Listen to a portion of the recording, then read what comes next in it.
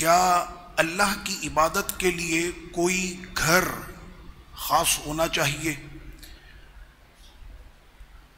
ہم اللہ کی عبادت اپنے گھروں میں بھی کر سکتے ہیں، ہم نماز اپنے گھروں میں بھی پڑھ سکتے ہیں۔ کیا وجہ تھی کہ اسلام نے اللہ کے گھر کے لیے جگہ بھی خاص کی؟ تو اس میں کیا حکمت ہے؟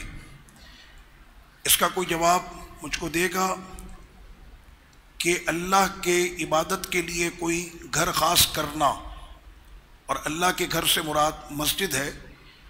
تو کیا ایسا ہونا چاہیے؟ جی،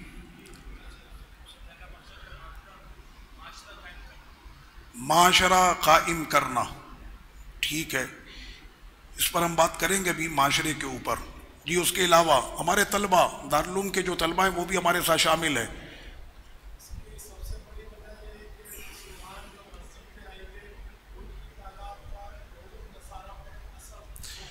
مسلمانوں کی تعداد جب مسجد میں بڑھے گی، اللہ کرے جیسے رمضان شریف میں بڑی ہوتی ہے، اگر وہ دور آ گیا کہ رمضان شریف کے بعد بھی مسجدیں ویسے ہی آباد رہے تو انشاءاللہ پورے جہاں میں اسلام کا پرچم لہرائے گا۔ اس میں میں سے مراد اسلام اور قرآن آپ کو یہ جواب دیتا۔ اب سنیں قرآن کا جواب۔ قرآن کے حافظ یہاں پر کثیر تعداد میں موجود ہیں۔ فی بیوت اذن اللہ ان ترفع ویذکر فیہا اسمہ۔ قرآن نے اس پر جواب دیا کہ گھروں میں کوئی ایسا بھی گھر ہے کہ جو اللہ نے آپ کو اجازت دی کہ اس گھر میں اللہ کے نام کو، اللہ کے ذکر کو اس میں بلند کیا جائے۔ عام طور پر جو گھر بنتے ہیں تو ان گھروں میں کوئی خاصیت نہیں ہوتی، جتنے بھی گھر ہیں وہ عام گھر ہیں، لیکن ایک جگہ کو مخصوص کر کے وہاں پر چار دیواری کر کے چھت ڈال کر وہاں پر مسلمان جب جمع ہوتے ہیں تو اس کا نام مسجد ہے، اور جیسے ہی وہ جگہ، وہ مسجد اللہ کے لیے، اللہ کے گھر کے لیے وقف کی جاتی ہے، تو ایسا نہیں ہے کہ مسجد میں جو پتھر استعمال ہوا، مسجد میں جو ٹائلز لگے، مسجد میں جو دیواریں اٹھی، یہ بھی اسی سیمنٹ، اسی بجری، اسی جو ہے وہ ٹائلز کی ہوتی ہے۔ لیکن ایک ٹائل اگر آپ کے گھر میں لگا ہے تو اس کی کوئی اہمیت نہیں ہے، ایک ٹائل اگر آپ نے واش روم میں لگایا ہے تو اس کی وہ اہمیت نہیں ہے،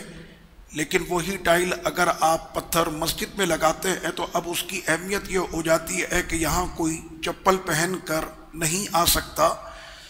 جگہ وہی تھی، بس جیسے ہی اس کو اللہ کے گھر کے نام پر وقف کیا تو اب اس کا عالم یہ ہو گیا کہ یہاں پر کوئی بھی ناپاک شخص اندر داخل نہیں ہو سکتا، اور اس کے ادب اور احترام کا یہ عالم ہوتا ہے کہ اس گھر میں جو بھی آتا ہے تو وہ پہلے اچھی طرح سے اپنے چہروں کو، اپنے ہاتھوں کو، اپنے سروں کا مسح اور اپنے پیروں کو دھو کر، یعنی وضو کر کے پھر وہ اس گھر میں آتا ہے۔ اس کی وجہ یہ ہے کہ یہ وہ گھر ہے کہ جہاں پر مومن کو